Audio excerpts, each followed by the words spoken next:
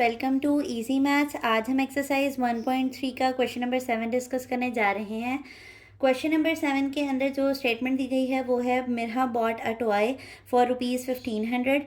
हमने कहा था कि जो ख़रीदने की कीमत होगी उसको हम कॉस्ट प्राइस कहेंगे।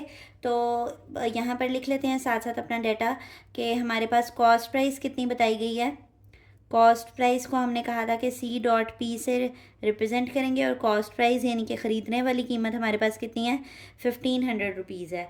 अगर आपने प्रॉफिट एंड लॉस से रिलेटेड हमारा लेक्चर लिया हुआ है और फार्मूलाज को मेमोराइज़ किया हुआ है और इससे रिलेटेड हमारे चैनल पे मौजूद एग्जाम्पल को भी अगर आपने एक दफ़ा देखा हुआ है तो ये क्वेश्चन आपके फिंगर टिप्स पे होना चाहिए।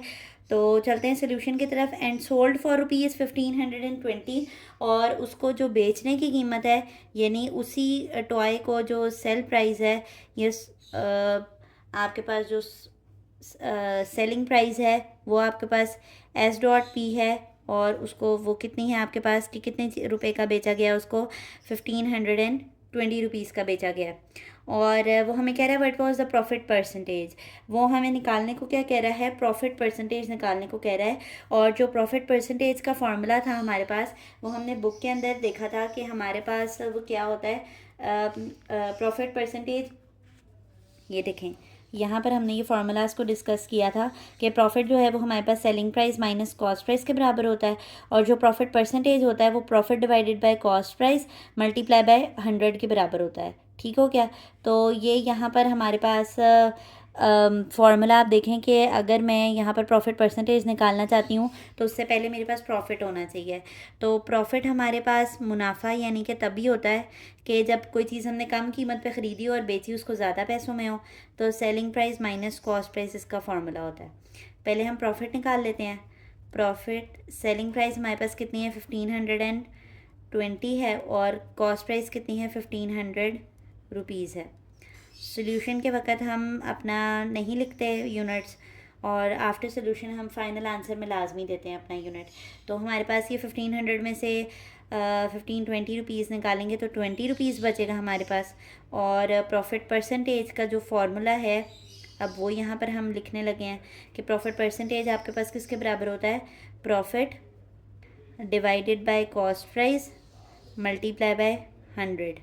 ठीक हो गया। तो ये 100 से मल्टीप्लाई हम परसेंटेज में ले जाने के लिए कर रहे हैं। तो प्रॉफिट परसेंटेज हमारे पास क्या निकलेगी, प्रॉफिट हमारे पास कितना है, ₹20 है और कॉस्ट प्राइस कितनी है हमारे पास, 1500 है और यहाँ पर 100 आपके पास जो है वो मल्टीप्लाई हो रहा है।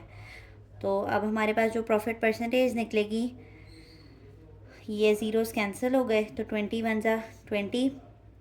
आप यहाँ पर भी कटिंग कर सकते हैं इसकी अगर चाहें तो यहाँ पर आपके पास 5 4 ज़ा 20 आता है और 5 3 ज़ा 15 आता है।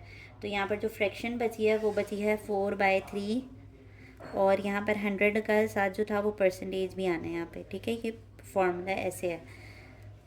ठीक है, तो यहाँ पर हमारे पास परसेंटेज आ गई और क्योंकि हमने फ्रैक्शन में नहीं देनी थी परसेंटेज, हमने परसेंटेज वैल्यू में देते हैं कि कितना परसेंट प्रॉफिट हुआ है मिरहा को। तो वो आपके पास 4/3 को जब आप डिवाइड करेंगे तो आंसर आपके पास क्या आया है, 1.333 अप टू सो ऑन।